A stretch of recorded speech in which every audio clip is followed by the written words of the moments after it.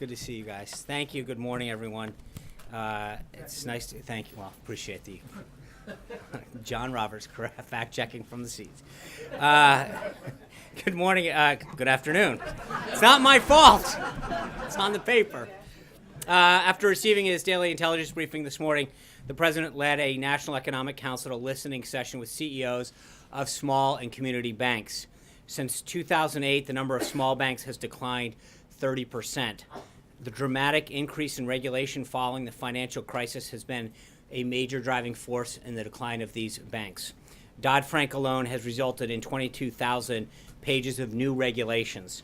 While large banks can hire armies of compliance officers whose sole purpose it is to ensure they meet the ever-growing number of regulations, it increases the cost of doing business for community banks, leading some not to engage in some forms of lending or simply due to the time and costs involved. Our community banks are key funding sources for small business owners, entrepreneurs, farmers, and ranchers across the country, many of whom can't qualify for traditional loans. They provide approximately half of all loans to small businesses.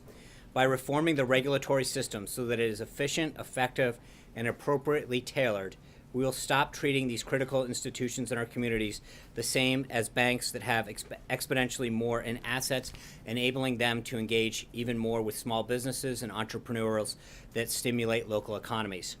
The banks participating in this listening sessions are members of the American Bankers Association and the Independent Community Bankers of America. A full participant list is available to those who are interested. Yesterday, I noted the continued signs of good news in our economy in terms of hiring, and their morning reports showed that consumer comfort has risen to the highest level in a decade. I'm sure last night you also saw the report that illegal southwest border crossings are down by an extraordinary 40%, a significant deviation even when you consider the seasonal trends. These measures reflect that both the economy and the border are already responding to the president's agenda, even while we're still in the beginning stages of putting his policies in place. The country and the world are clearly ready and waiting for the change that the president campaigned on and is already delivering. Right now, the president is holding a legislative affairs lunch with OMB Director Mulvaney and key members of Congress on his plans for the federal budget and repeal and replace that we've talked about. This is just the latest opportunity to continue the dialogue between the president and members on Capitol Hill on turning his ambitious agenda into action. The strong relationship between president and congressional leaders will be key as the budget process moves along. As Director Mulvaney has been saying, our budget blueprint will be released in mid-March, and the president is working collaboratively with both his cabinet and Congress to create a budget that keeps the president's promises to secure the country and make the most efficient use of taxpayer money. In attendance at the meeting from Capitol Hill are Senator Crapo, the chairman of the Senate Banking Committee, Chairman Cochran, the Senate chairman of the Senate Appropriations Committee, Senator Mike Enzi, the chairman of the Senate Budget Committee, Senator Bob Corker of the Senate, the member of the Senate Budget Committee, Congresswoman Black, the chairman of the House Budget Committee, Congressman Thornberry, the chairman of the House Armed Services Committee, Congressman Jim Jordan of Ohio, Congressman Meadows of North Carolina, the chairman of the House Freedom Caucus, and Congressman Rokita of Indiana. Later this afternoon, the president will meet with former Secretary of Commerce Pete Peterson. Then the president has a meeting with Secretary of Homeland Security Kelly and the director of the CIA, Mike Pompeo. And finally, the president will make remarks to the Senate Youth Program around 4 o'clock today, a tradition that began with President Kennedy and has continued through every administration. The president's honored to be speaking to this distinguished group of young men and women who are interested in pursuing careers in public service. I also want to mention that right about now, the vice president is giving the keynote remarks at the Latino Coalition's Policy Summit. His remarks focus on the particularly negative impact of Obamacare on small businesses, many of who've been unable to hire more workers or were forced to scale down their operation due to high taxes and burdensome requirements that were imposed by the law. The president's dedicated to improving health care system for every American, including small business owners who've especially have had to suffer through complying with thousands of pages of regulations and rules.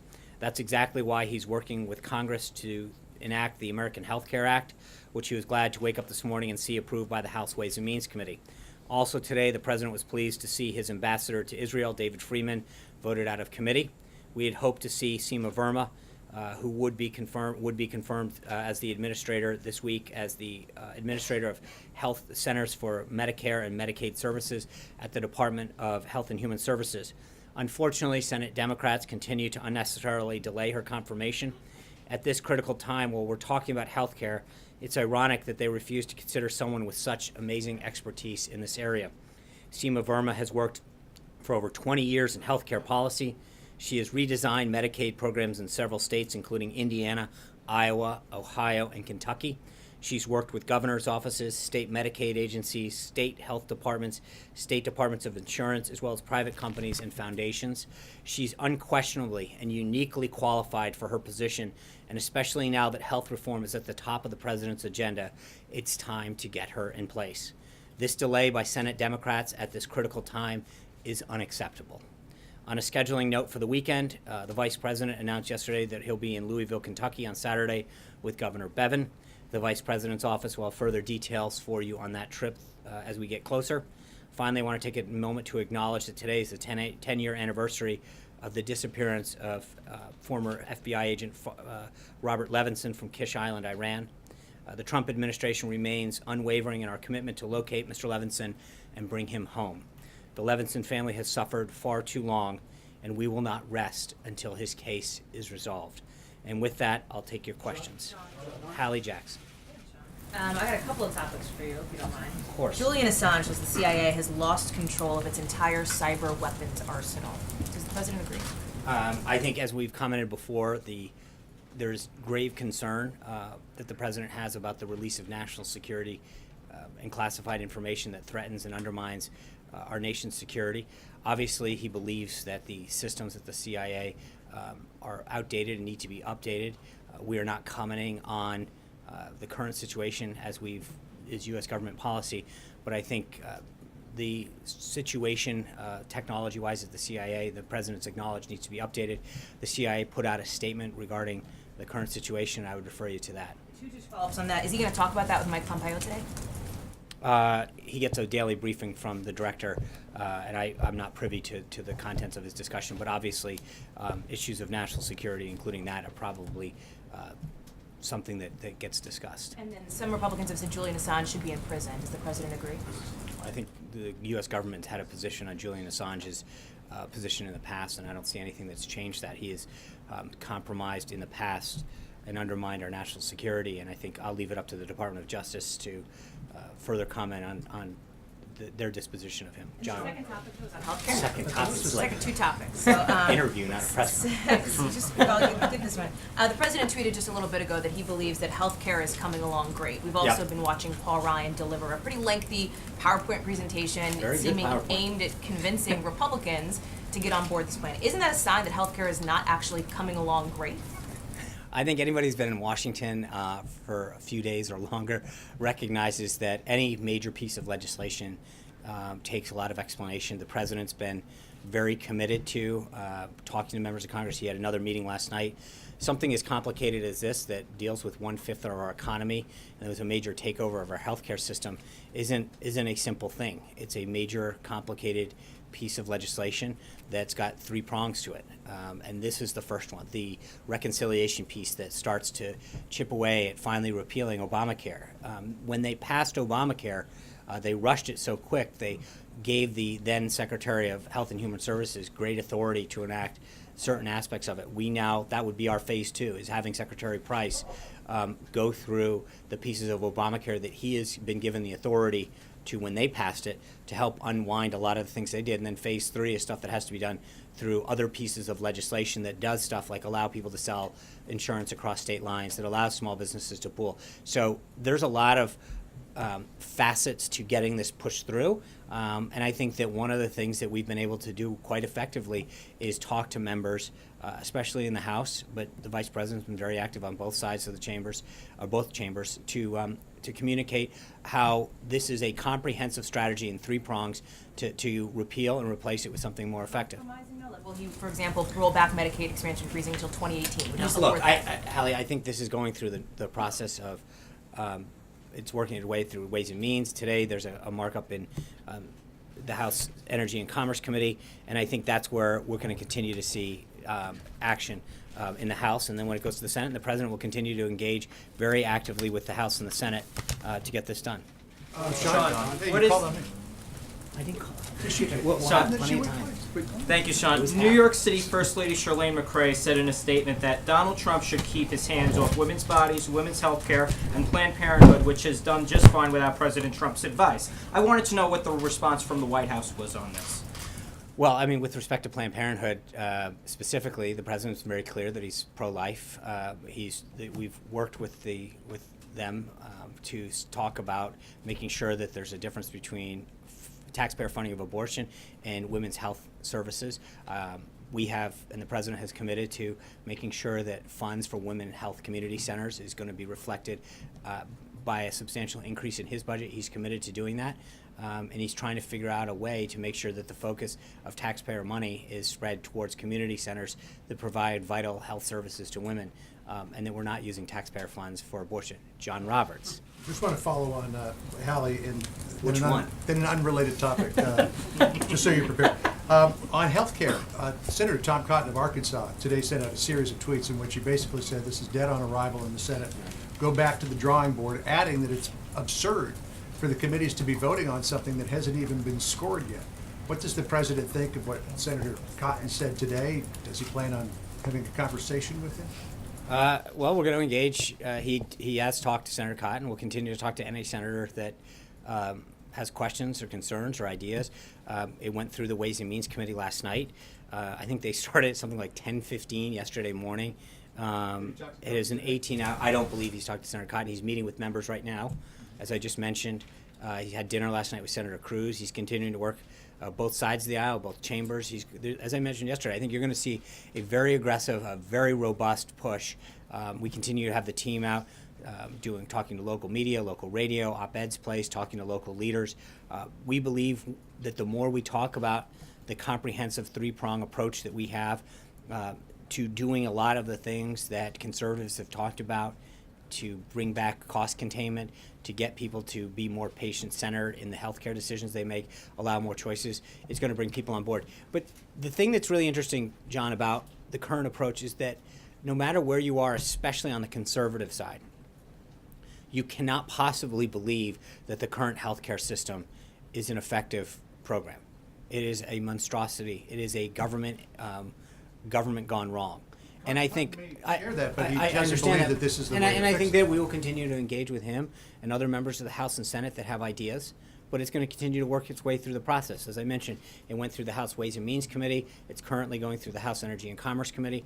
When the House passes it and it goes over to the Senate, I'm sure Senator Cotton and other senators will have an opportunity to have their say. That's part of the process. We welcome his ideas and his thoughts, as we do with other senators. But the president has continued to do tremendous outreach, and our staff has continued to do that. Mick Mulvaney's been on the Hill. Vice President Pence had maintained a very aggressive schedule, as well as other members of the administration. And we're going to get this thing passed with all of their input and ideas. Was the president aware that Lieutenant General Michael Flynn was acting as a foreign agent when he appointed him to be the National Security Advisor? I don't believe that was known. I would refer you to General Flynn and to the Department of Justice in terms of the filings that have been made. Had the president have known that, would he have appointed him? I don't know, John. That's a hypothetical that I'm not prepared to ask. I don't know what he discussed prior to being appointed in terms of his background, his resume, his client base. I don't know any of that. I know that from what I've read that he has filed the appropriate forms with the Department of Justice, and I think you should ask him and subsequently them if you have any questions about the specific filing. John, go ahead.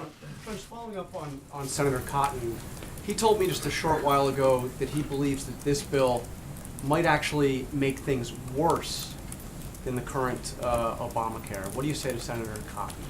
Well, I respectfully disagree, and I think that I hope we have an opportunity for the team to continue to not only talk to him about what we're trying to do and how we're trying to do it, but that we'd love to hear his ideas. I mean, this isn't, as I mentioned the last couple of days, we're not jamming this down people's throat. We're welcoming ideas and thoughts.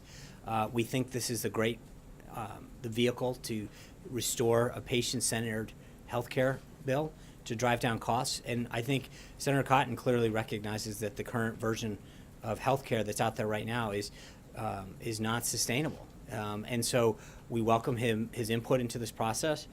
We think that the work that we've done prior to putting this together with the House is something that reflects a lot of the best ideas, and we would continue to welcome his input on this. Are you open to major changes? Hold on, Charlie. Are you open to major I'm not. changes? It's not. I'm not open to. Well, I the think White the House president. open to major changes, or is it? I think the tweaks? president has said before he wants to hear members' ideas. He believes that this bill encompasses the best of ideas and the best way forward. But again, we're going to let the process work its will through the House and then subsequently through the Senate. And if members have ideas, we want to hear them, want them to be part of it. It's not. This isn't getting jammed through, and we welcome that. And that's why the president continues to meet with folks. You know, he met with individuals yesterday. He's continuing to meet with them today. He's going to be hitting the road. He wants to hear members of Congress, outside groups, physicians, healthcare providers, patients.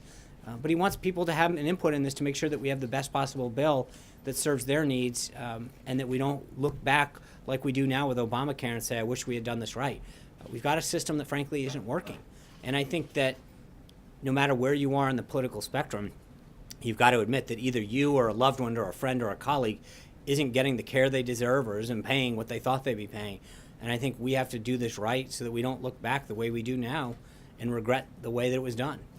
Charlie. Senate and House conservatives have said that they want a sort of a return to the 2015 Obamacare repeal effort. If that effort landed on the president's desk, would he sign it? I think the effort that's going through right now is the vehicle that's is what people are on board with. I think one of the things that we have to remember is that the process, this three-pronged progress, is done for a particular reason. The reconciliation process, which I know for most people, it sounds like a very arcane inside baseball congressional term, but it only allows for certain things to happen in that repeal process. And that's why we've been very clear, and I think Paul Ryan laid out, Dr. Price has laid it out, and Mick Mulvaney is laying it out when he goes up to the Hill, that there's a reason that we keep talking about it in three prongs. Because there's only so many things that you are legally allowed to do through the reconciliation process. When the Democrats jammed this through, they did it in a way that they did it basically in two steps. They jammed it through the reconciliation process, number one.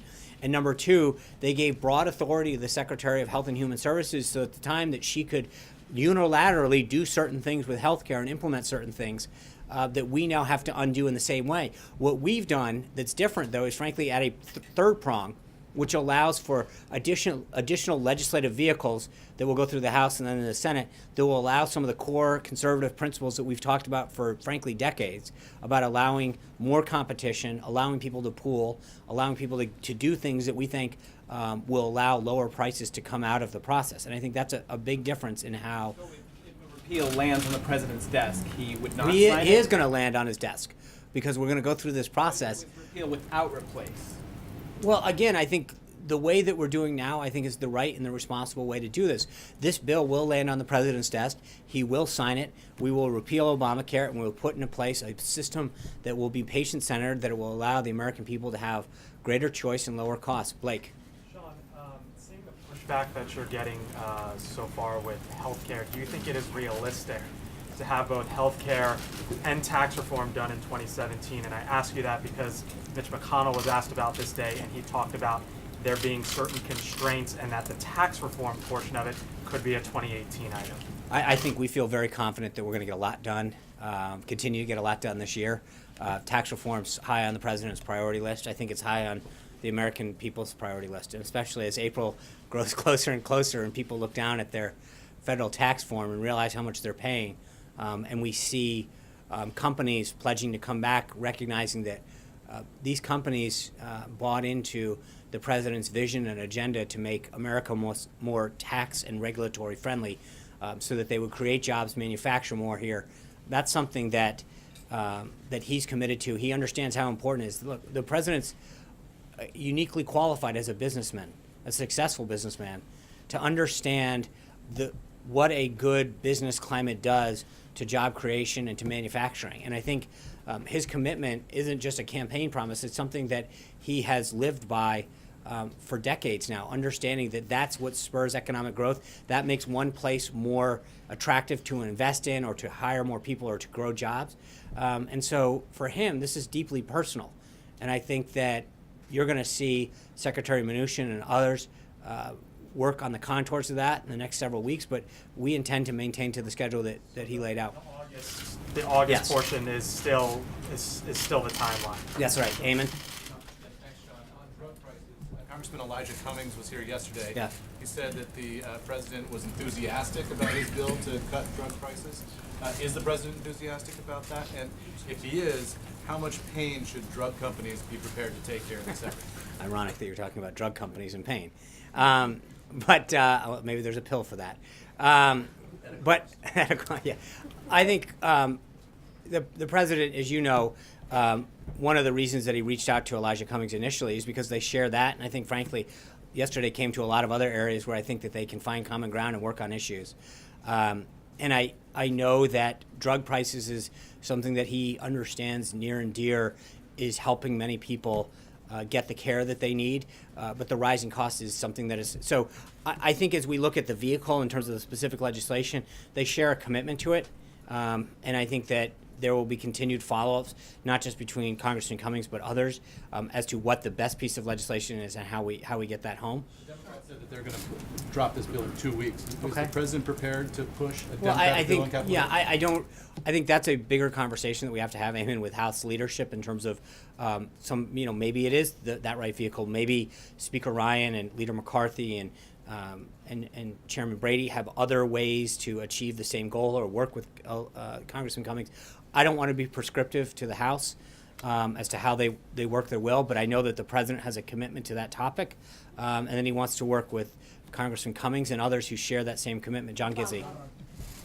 Thanks a lot, Sean. John Gizzi. Oh, Gizzy. Okay. You're both good-looking, Johns, but I'll come back. Thank you, Sean. 2 questions. Yeah. And first, a Japanese news service is reporting this morning that the president will have a meeting with President Xi Jinping of China in April. Does this mean that there is a new meeting before their scheduled meeting at the G20 in July? I'm not going to comment on the president's schedule or foreign leader visits at this time, John. I think I've pretty much gotten that one down. Until I have something further for you, I'm just going to let you get on to your next question. All right, thank you. Going back to the meeting and to your opening statement about the banks, in the last campaign, candidate Trump campaigned hard on restoring the Glass-Steagall Act, which would put a barrier between commercial and major investment banks. It, of course, was repealed in 1999, and the repeal signed by President Clinton. Senator Sanders campaigned on this as well, noted that it was in the Republican platform in Cleveland, and said in December he'd be happy to work with the Trump administration on restoring Glass-Steagall. Is there any plans for the president to meet with Senator Sanders, and is repeal of Glass-Steagall on his agenda? There's no current schedule to meet with him. I'm sure that, as he has done with several other members of Congress from both sides of the aisle, that at some point that will be scheduled. We don't have anything on the books for now, but look, he's shown, and I think yesterday was another example, today another example of his willingness to reach across the aisle, his willingness to look into both chambers and and not just business, but labor unions and other industries where we can find common ground. I think if Senator Sanders and others want to work with the White House on areas of ways that we can improve the financial industry, we're going to do that. So, Still committed to restoring Glass-Steagall? yes. Aaron. On infrastructure, can you give a sense of timing, where it is on the priority list, and if these new reports that say that the infrastructure in the nation is in really bad shape, does that give it new urgency? I think the president mentioned in the joint address, I think we're looking at a public-private partnership as a funding mechanism. There's a lot of work being done behind the scenes, and I don't want to put a timeline on that. Obviously, as I just mentioned to Blake, we're currently dealing with the repeal and replace of health care. I think we need to move on to tax reform, but that is definitely somewhere that we're trying to figure out how to move that vehicle. There'll be further discussion of that as we get closer to the budget as far as where that fits in to the piece. John Decker. Thanks a lot, Sean. The president had this meeting last evening here at the White House with some conservative groups. Yeah. Out of that meeting, can you tell us whether the president was successful in twisting arms, getting these conservative groups to back this particular health care bill. And just separately, I see on the president's campaign website that there is an event, a campaign-style rally planned in Nashville, Tennessee for next week. Can you confirm that, and why did you choose Nashville, Tennessee? There's a Democratic congressman that represents Nashville. It's Jim Cooper. Are you hoping to get some Democrats behind this bill? So on the first part of that, you saw a lot of the statements that came out last night from some of the various groups. They were very encouraging. Their guiding principle is we want to get to yes. I think one of the things that's really interesting, and I addressed it earlier, is that there's a lot of members, a lot of interested parties, a lot of groups that haven't fully heard the three-prong approach. And I think Speaker Ryan did a phenomenal job today of really laying this out. Dr. Price has done a good job. That people need to understand the totality and the comprehensive nature of this, that there are three pieces of it. And I think what happens sometimes is that the reconciliation piece of this gets lost as defining the totality of it. And people need to understand the two other pieces that achieve many goals that healthcare advocates and conservatives have fought for a long time, that allow greater competition, that allow small businesses to pool those resources together. But there's a lot of things that occur in phase 2 and phase 3 that help bring down cost and create greater choice. It's amazing when you listen to some of these meetings how often people say, I didn't realize that, and I didn't understand the full scope and totality of what the plan was. It's very encouraging, and then I think they, without getting into details, I think in a lot of cases they've shared some ideas with the president that we might be able to find some common ground on. So we'll take it one step at a time. Go ahead. And then on the campaign-style rally. I would refer that question to the campaign. I think the president's going to be traveling next week. And then, but there will be the details of that are listed on the campaign site. There is going to be, I think, additional travel announced for next week on the official side. And as we get closer to either the end of this week or the beginning of next week, I'll try to have more for you. Katie. The president promised to immediately terminate DACA when he got in office. Right. It's been nearly 7 weeks tomorrow, and he still hasn't done it. Can you definitively say if he's going to get rid of DACA? And if not, is he giving them legal status? And what's the plan for Dreamers? I think, Caitlin, we've talked about the status of that and how many steps we have to go through on immigration in the past. I think we've made significant headway in achieving the president's priorities of starting the wall, driving down illegal immigration. The numbers that came out last night show that even when seasonally adjusted, we see a 40% dip in the people crossing our southern border. That's a very promising sign. That being said, the executive order, the second one, there was a lot of effort put into making sure that was rolled out effectively and achieved the goal of protecting the country that the president sought out to do initially. So we're continuing to take steps on immigration, both legal and illegal immigration, and as I've mentioned in the past, we'll have more as we go forward. So he does still plan to get rid of DACA? I think the president's been very clear about how he plans to address immigration as a whole, both legal and illegal. Katie. Sean, the president's been meeting with conservative groups, but there's also opposition on the left. Does he plan to? He brought bipartisanship to Washington finally. Does the president plan to meet with groups like the AMA and AARP, which supported Obamacare but are not supporting this bill? I don't. It'd be ill-advised for me to start saying who he's going to, but I think that what we've shown over the last couple of weeks is the president's willingness to meet with individuals, senators, groups. So I don't want to rule in who's going to meet or out, but I think that I've said before with respect to members, and I'd say it again with respect to groups, that I think if people have ideas that will help provide a more patient-centric healthcare system that drives down costs, the president and the team here will be willing to meet with them. So I don't want to be prescriptive in terms of telling them who they have to meet with. Their day is pretty busy right now with the Hill, but I will get back to you on some of the other groups that they're going to meet with, and we'll go from there. Brian. Two quick questions. One, this morning at the National Press Club, a local business in D.C. filed a Superior Court a suit against the president and regarding the Trump Hotel. And I don't expect you to speak to that issue specifically, but their feeling was that as much as this administration has supported small business, couldn't he divest himself from this and support small business in the district? First question. I'm really not sure how would he, in terms of what? Well, there's 25 small businesses, restaurants in the area, and they're saying that the Trump Hotel is taking all that business away from them. And couldn't he walk away from it and help out the small business Well, in the as district? far as the president's, obviously the president has made very clear in that December press conference at Trump Tower, he doesn't have conflicts, and he's done everything in accordance with the guidance that he was given and gone well beyond what he ever needed to do. But obviously, you can't. Your name's on certain things, and that's a very big difference in terms of some of the properties that he owns.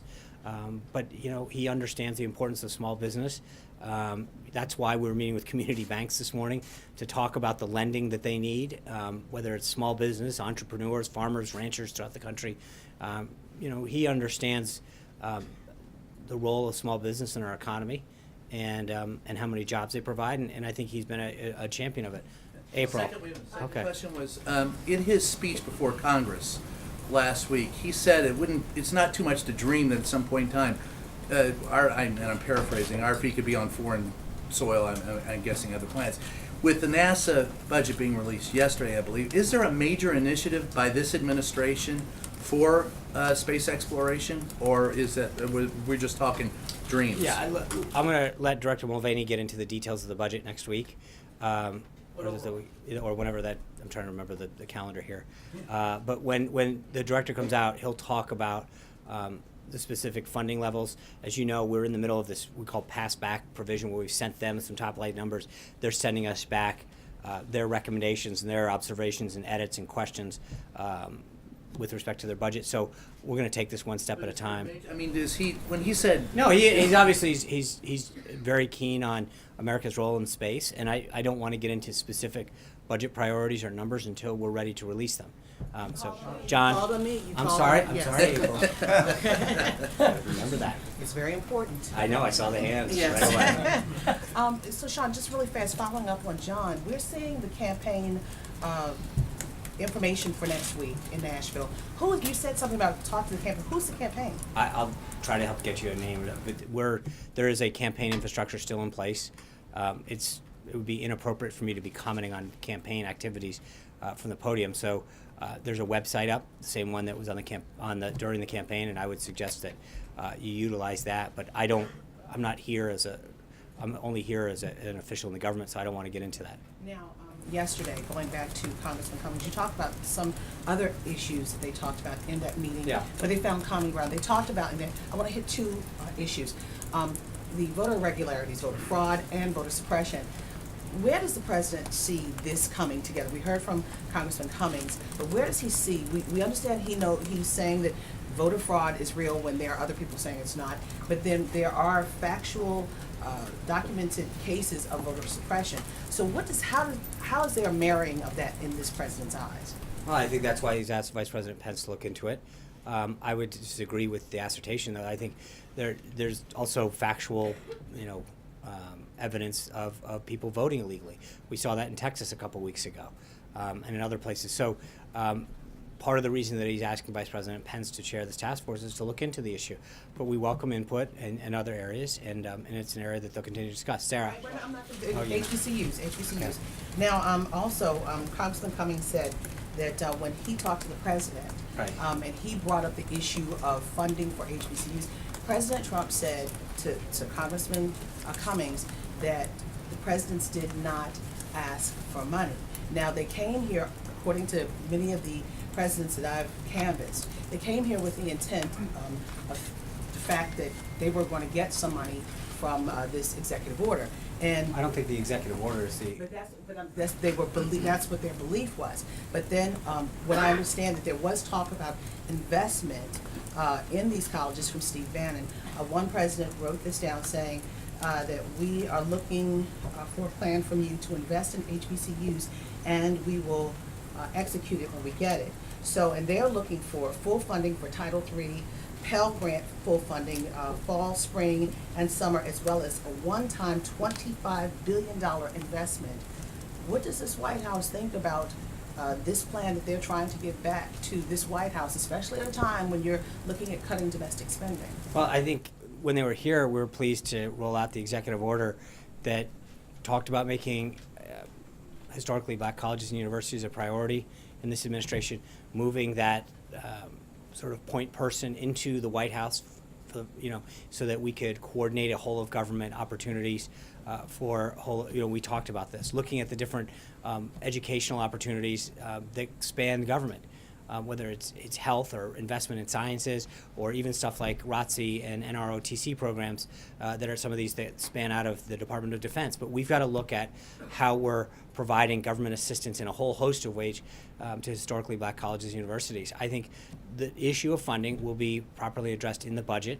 And at that time, but obviously this is something that has been discussed. The president. Request realistic? Is this funding request realistic? I don't, April. I'm not going to negotiate the budget from here, but I think that the president has been made very clear that the vital role that they play in our society, and I think he's shown that initially by the executive order that he unveiled, and we will have further information for you as we get closer to the budget. Sarah. Thanks, John. Circling back to what you said about critics characterizing the budget reconciliation bill as the entirety of repeal replace, how quickly does the president want to see Republicans move on phase 3, the companion legislation? Does he envision those unfolding simultaneously? And then given the early opposition to the budget reconciliation bill, does the president maybe want Republicans to recalibrate their strategy when it comes to that companion legislation? I am not going to start to tell Speaker Ryan or Leader McCarthy or the whip, Mr. Scalise, how to release and when to release legislation. But I think obviously we need to make sure that members and all Americans understand the totality of this. So at a schedule that they see fit, and I'll let them unveil that schedule, that they talk about the totality of this plan and the comprehensive nature and all three prongs that make up the repeal and replace part of this. It's important, I think, though, for people to do understand that there's a commitment to do all those things that we've talked about, whether it's pooling or across state lines. There's a lot of principles and things that we've discussed that I think are important to let people to know about. I'm going to go to Lahit Jha. Thanks. What is President's assessment of the situation in Afghanistan? What is the assessment of the situation in Afghanistan, because there have been series of terrorist attacks there, and does the President plans to send additional troops to Afghanistan? So on troops, I refer you to the Department of Defense on that one. I think we are in the middle of a comprehensive review on our policy in Afghanistan, that working with our Afghan partners and the Department of Defense and our key military leaders to create an approach to address Afghanistan, to defeat ISIS. So we're in the middle of that process, and we have more. We'll update you, but I think the Department of Defense is probably the best place to go to get that. Trey. Thanks, Sean. Today, hundreds of U.S. Marines were deployed to Syria. So I'm wondering, how involved was the president in that decision-making process, and is this part of his wider anti-ISIS strategy? Obviously, the president was made aware of that. This is something that was done in consultation. He understands the regional issues that need to be addressed there. And again, I would refer you back to the Department of Defense on that. Vivian, yeah. Sean, thank you. I have a follow-up question to Haley's first set of questions on WikiLeaks. My question is, So Haley gets like 8 questions in the Republicans are calling for Julian Assange to, be in jail or be arrested. Mm-hmm. What about the tech companies that he says that he will work with to give them these CIA hacking techniques? Should there be any legal repercussions for tech companies willing to sort of embrace and use this technology that you're taking a stance against, if you will? So number one, I'll go back to the statement that we don't comment on validating or authenticating allegations of this sort as a U.S. government in terms of U.S. government policy. I will say that the president obviously feels deeply concerned about anybody, an individual or anybody that seeks to undermine the national security of our country. I don't want to,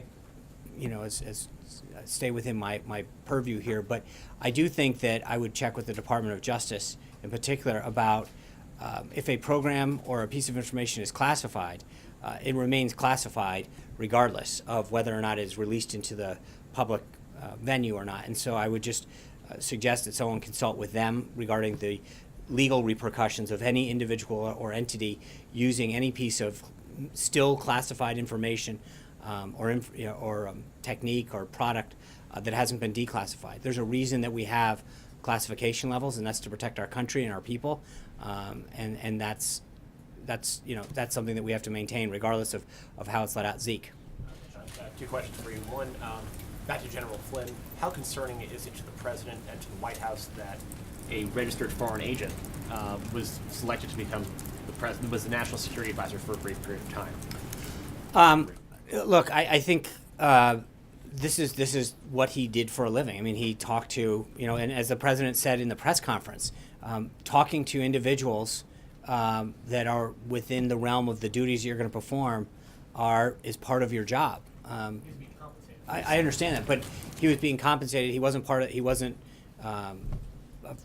being compensated as part of the transition, as far as I'm aware. And so he was a private citizen at the time. And when you're a private citizen, you're allowed to engage in legal activities. I don't have anything further on that, but I think there's nothing nefarious about doing anything that's legal as long as the proper paperwork and is filed. Yeah, Sean, just real quick. It was just several reports out of the State Department from our colleagues there that on Secretary Tillerson's upcoming trip to Asia, he will not be taking any press with him on that trip. That's a breach of precedent, certainly, of the last several bipartisan administrations. Is it concerning to the White House that the administration's foreign policy might not be effectively communicated to the American public and around the world because there isn't a press corps with the Secretary of State? Yeah, this is the first I'm learning of it. I'd be glad to follow up with you, Zeke. I don't know that. I think you all know that we have been a very transparent administration in terms of access to the president and his activities here. I'd be glad to follow up with the Department of State and follow up that you can share that with your colleagues. Margaret? Sean, yesterday you said there's no reason to believe there's any type of investigation with respect to the Department of Justice. Did the Justice Department give you that assurance? Because they're telling the New York Times they did not. I'm not aware of it, but that's my point, is that we're not aware of anything, and that's why... You've never been told by the Justice Department that there is no investigation? No. So there might be one. You just don't know. No, I said I'm not aware, and we're not aware, and that's why we want the House and the Senate to do what the President has asked of them, to look into this, but no, we're not aware. To discover if there is an investigation. That's to look into the situation. The Justice Department is saying, though, that they never gave you the assurances that you gave us. Okay. No. What the assurance I gave you, Margaret, was that I'm not aware, and that is 100% accurate. So when you said no reason to believe, it was I'm not aware That's if right. there's an investigation. Right. I mean, I don't know that they're not interchangeable. I'm not aware. I don't believe. Look up in a thesaurus and find some other ways, but I don't know that there's a distinction there that's noteworthy. But we're not aware. I don't believe that exists, and that's based on that I've not been aware of. I mean, but that's the answer to that. When someone's asking me if I'm made aware of something and the answer is no, then the answer is no. Well, the question was whether he was the target of a counterintelligence. Right, and the answer is we're not aware. I don't know how much clearer we can be on this. So it's just that the White House is not aware if the president is the target of a counterintelligence probe. Correct. I'm not sure what we're dancing around the same question. Well, because I think yesterday when you came out and corrected and clarified, people took that as a definitive answer that in fact that was not the case. No, it means we're not you aware. said. That should be the definitive answer, Vivian. Sean? Thank you. I have two questions, but a really quick follow-up to Zeke's. So can you That's elaborate? 3. 2.5. So can you elaborate a little bit on to what extent Michael Flynn was involved in shaping the current Turkey policy for President Trump? I mean, was he engaging with the Turkish leaders? And I don't have anything on that. Okay. You can contact the NSC on that. I'm not aware. Okay, so for my two real questions. First, is there any official response to the lawsuit in Hawaii over the revised travel ban? I think we feel very comfortable that the executive order that was crafted is consistent, and we're going to go forward on this. But I think, by all means, I don't want to. We feel very confident with how that was crafted and the input that was given. Okay, thank you. And the second thing is Nigel Farage was at the Ecuadorian embassy in London today, where Julian Assange happens to be staying. We don't know if they met or not, but was he there? I mean, he's a close ally of President Trump. Was he there in any official capacity? I don't keep his schedule. Was he delivering a message? Do you know if there was contact on that? No, I have my own concerns here, keeping track of what everyone's doing. I generally don't worry about what's going on across the pond. Jonathan. Thank you. You already gave me one, but just to follow. So, but do you? I'll take his. Wow. All right. I'm sorry. Hey. But on front, the question is not what Farage was in there, but can you tell us he just wasn't there on behalf of the White House? Sure. I don't. He is not. I'm not. This is silly. I really don't think asking where random foreign leaders are and whether or not they're there. I'm sure he was there doing whatever on behalf of either the British. He's a member of. Okay. Okay, I understand that, but I'm not. I don't keep his schedule. I'm not sure. Too. Thank you, Sean. Two questions on two different topics. First, Treasury Secretary Steve Mnuchin sent a letter to Congress saying that Congress should raise the debt ceiling. We know that the Office of Management and Budget Director, Nick Mulvaney, when he was in Congress, he voted against raising the debt ceiling multiple times. So is Mulvaney going to support the raising of the debt ceiling, and does the President support that, and is he going to push Congress to do that? I think we've got a few months to do that. I think the Secretary was making Congress very much aware. We've now been in the White House 6 weeks. We're approaching the 50th day here of this administration. I think we are trying to deal with the situation at hand. Part of the reason that the President has addressed a budget the way he has is to try to get our nation's debt deficit and budget in order. I think he's continuing to show a tremendous respect for taxpayer money, the way we spend money and bring it down. But obviously, there's certain things that are a little beyond our control when we walked into this building, and we're going to work with Secretary Mnuchin and Director Mulvaney to address this issue, and obviously work with Congress. Second question on another cabinet secretary. Scott Pruitt said today that carbon dioxide was not the primary contributor to global warming. That obviously is at odds with the global scientific consensus.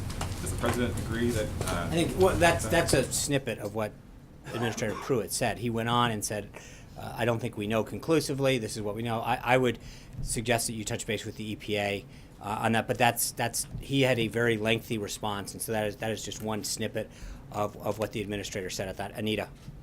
Two things. One, I think you mentioned at the top, but I'm not sure, that apprehensions were down across the border. There was a question yesterday about the wall. Is the wall still needed if the apprehensions are down? I think so, sure. The President was very clear. It's not just needed. The President committed to doing it to the American people. And I think while we can have a good month, and I think we'll see if that continues, that the President made a commitment to the American people to make sure that that this isn't just an anomaly, and that while they may be down, I think we have to do what we can to protect our country, both in terms of national security and economic security. So it's, of course, still needed, and it's a commitment that the President made, and I think one of the things that the American people, regardless of where they stand across the aisle, appreciate about this President is he's a man that has kept his word. He made commitments to them, and he's fulfilling them to make the country better. Goyle. Sean, I said there was a second one. I'm sorry, you did. You have not, I think you've been asked this before, but have been reluctant to say whether President Obama and President Trump have spoken since the inauguration, although President Trump was very forthcoming about that during the transition, so I'm not sure why you wouldn't mention it. But I'm just asking that again, and there was a report yesterday that said their aides for both presidents have spoken. Can you talk to us about either of those things? I'd be glad to follow up. Unfortunately, I did not ask the President whether or not he's spoken.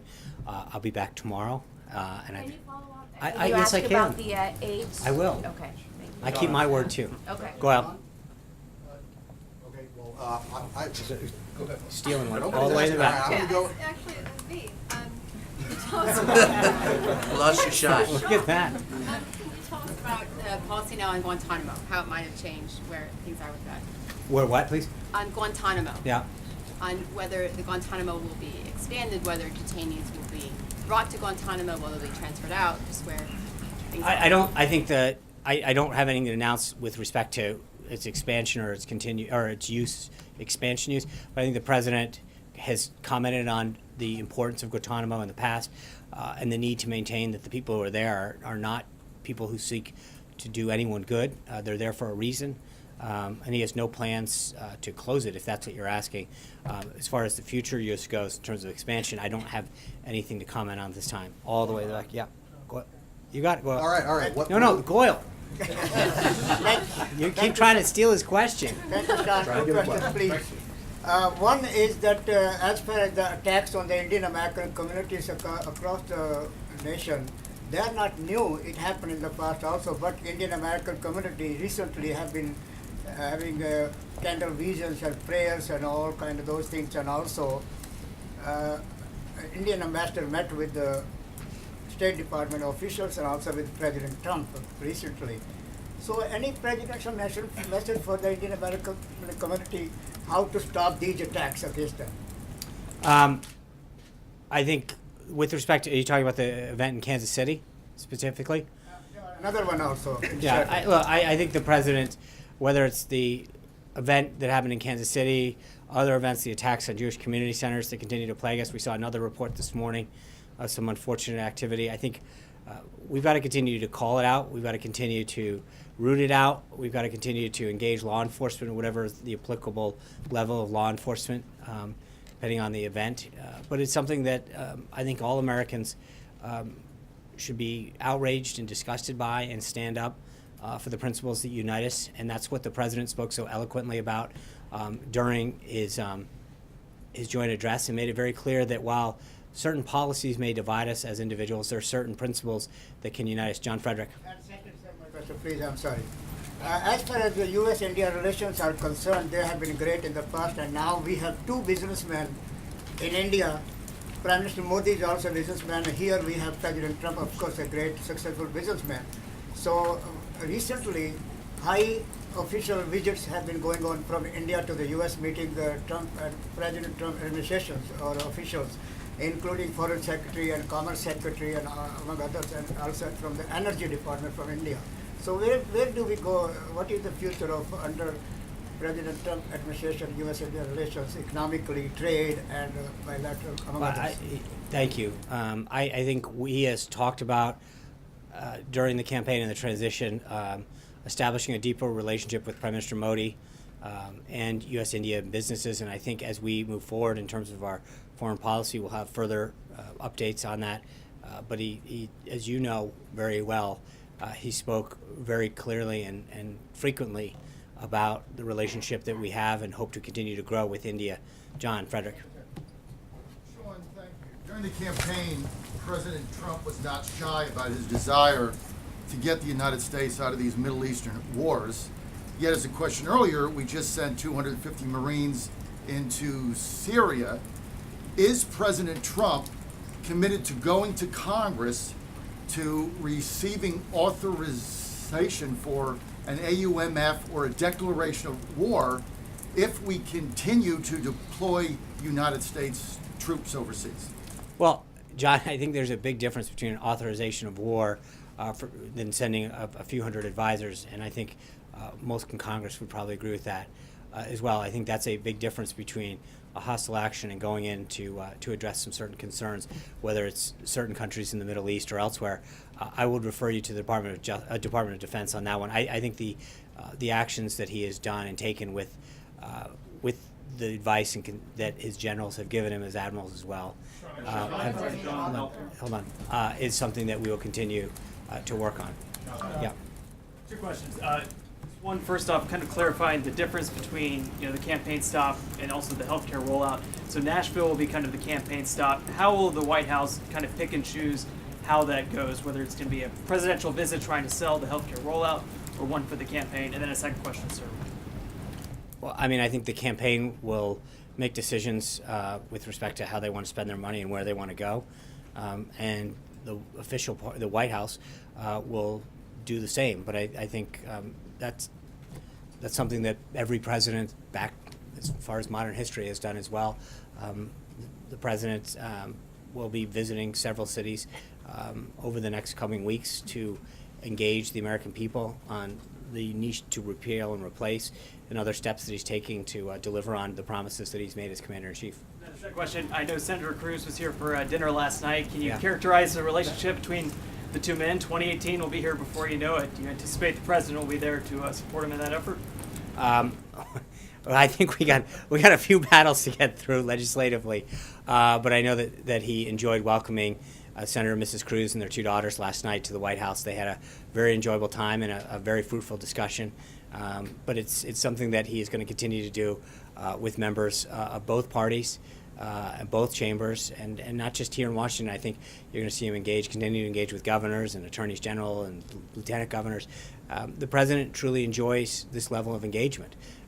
He likes to sit down and talk about ideas, talk about the future of this country, and get their input and ideas. And I think they talked a little business and a lot of personal last night, and it was a very enjoyable thing. With that, thank you guys.